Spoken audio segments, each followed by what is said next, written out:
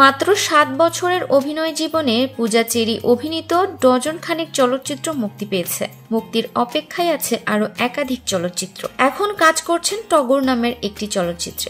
বিনোদন অঙ্গনে শিশু শিল্পী হিসেবে কাজ শুরু হয় পূজা চেরির। নাচে পারদর্শী পূজা চেরি ছোটবেলায় বিজ্ঞাপন চিত্র ও চলচ্চিত্রে সমান তালে শিশু শিল্পী হিসেবে কাজ করেছেন।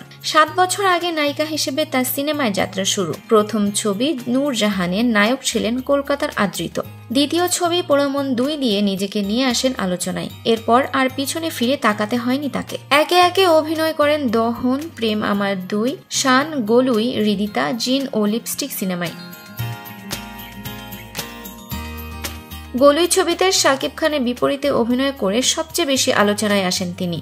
জাজ মাল্টিমিডিয়ার ব্যানারে তৈরি নূরজাহান ছবিতে কাজ করার সময় প্রতিষ্ঠান থেকে মাসিক বেতন পেতেন পূজা। প্রতিষ্ঠানটির বিশ্বস্ত একটি সূত্র জানিয়েছে, বেতনের হিসাবে এই নায়িকার সম্মানী ছিল 3 লাখের মতো। পূজা এখন ছবি প্রতি 10 লাখ টাকার সম্মানী দাবি করেন।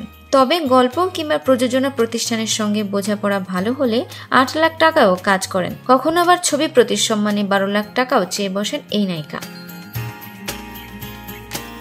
সো ভিউয়ার্স, ভিডিওটি ভালো লাগলে লাইক, কমেন্ট, শেয়ার করে আমাদের সাথেই থাকবেন। আর এখনো যারা চ্যানেলটি সাবস্ক্রাইব করেননি তারা অবশ্যই চ্যানেলটি সাবস্ক্রাইব করবেন। কথা এন্টারটেইনমেন্ট, আমি আরিফিন ফারাহ।